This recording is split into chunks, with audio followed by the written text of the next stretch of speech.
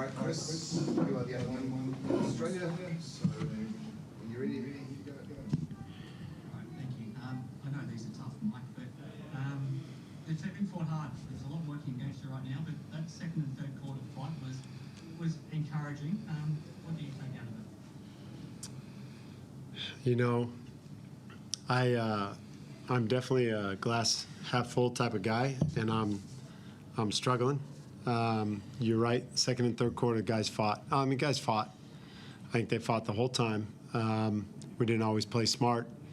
I think if there's anything I take out of it, it's that we need to do the things that we say we're going to do consistently, and I think when we try to do those as a group, we give ourselves an opportunity. And yeah, guys fought, but yeah, with too many turnovers, fouls, which led to like over half their points, and you can't do that against a good team. And Breakers came and just kind of gave us a good shot in the nose to start the game, and took us a little while to get up and start playing.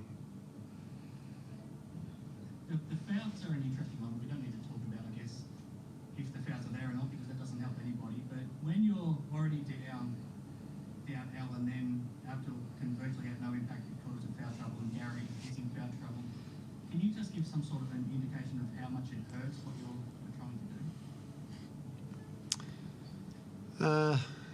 do? Yeah, I mean, we're still trying to work Abdul into the team. I think, you know, without going too deep and without watching the film, and I'm not even talking about the fouls, I just think we need to get him used to playing with us and learn his game and figure out how we can use him well. So, yeah, it's not good for our team when guys are fouling out. So, and you know, can't really point fingers at the refs when we play like we did. We got to look at ourselves a lot before we look anywhere else. You mentioned it at the start, you're a glass half full type of guy, and I feel like probably your two of your traits are you're very positive, but also a realist. When you're in a hole as a team like this now, and clearly the confidence is low, how do you get the balance right between, I guess, pointing out what you're doing wrong, but also trying to build their confidence back up? I think you build confidence at times like this by doing things right, and then doing it again, then doing it again, then doing it again. And that's what we're trying to do in training and when we play. So you have to show yourselves not doing it right, and show how you don't want to do it, and then you show how you want to do it. And then you go out and train like that, and then you accentuate that when you do that on the floor in the games and training. So we're trying to find the balance, and in the end, like, guys need to make plays and, you know, finish plays on offense and not foul on defense, and not turn the ball over. So simple as that. We just try to put them in positions where they can use their skill and be themselves, and we're not doing that at a high enough level right now. Frankie, silly question, but I'm not sure what else to ask. How are you feeling right now about the way things are? It's definitely one of the harder, you know, patches of probably my professional playing career, trying to find.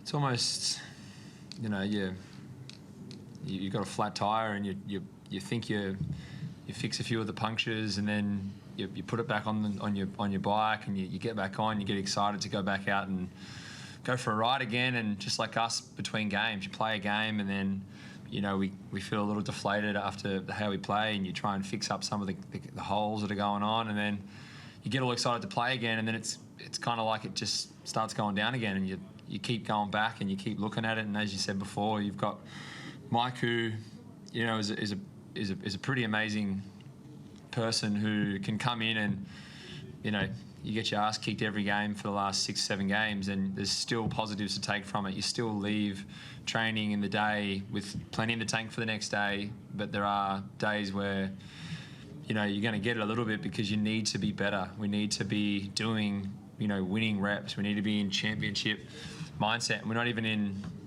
in that by any means. So it's hard because you're trying to, you're trying to fix things. You're trying to be as good as you can. You're trying to be as positive as you can. But at the same time, you've got to be real. And, we're not playing up to a standard that, is required in the NBL to win games. And, we have to be able to review that really truthfully to ourselves. And then we can, after that, then you can start to, try and affect winning to other people. But we've got to do it ourselves. And at the moment, I don't think we're doing it.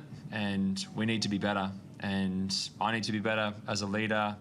I need to be better with my communication and doing my job and not trying to do other people's jobs at times when you feel like you're trying to do too much. So everyone's got a part to play.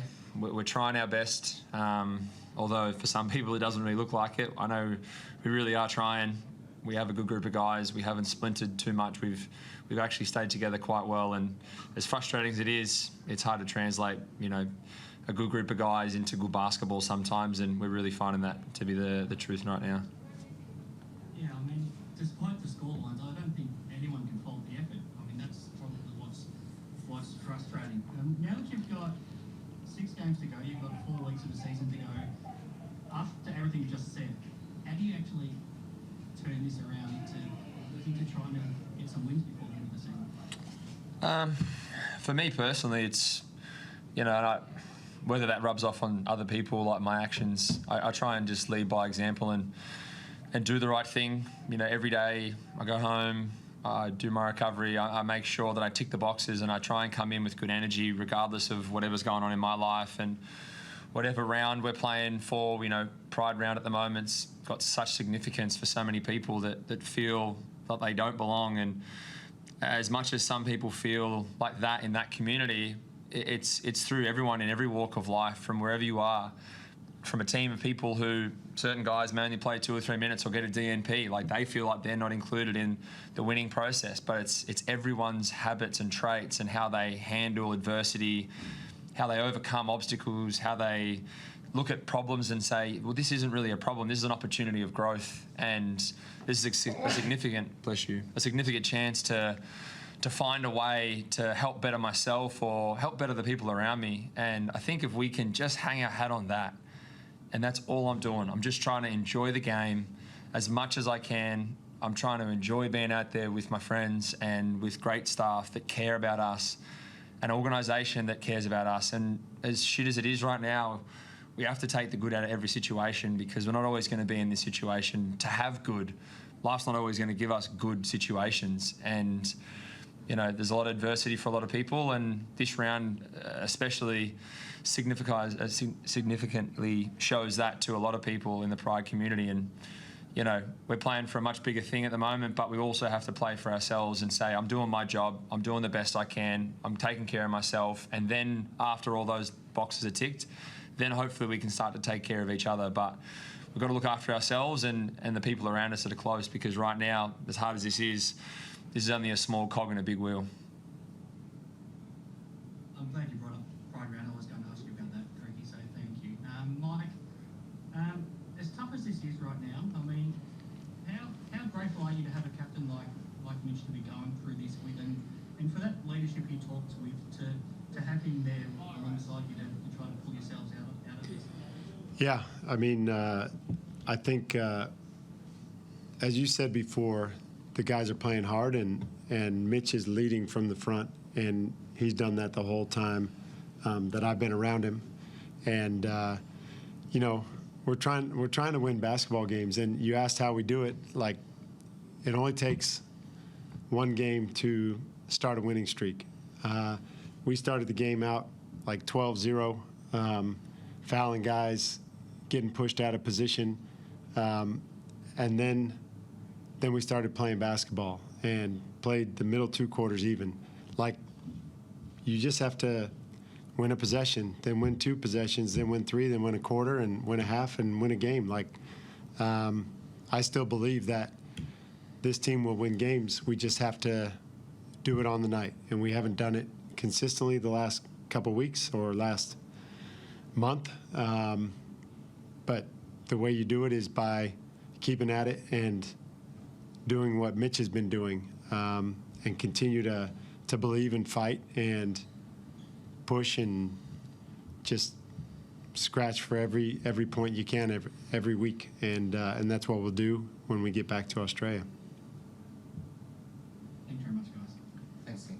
Thanks, guys. Thank you. Well done.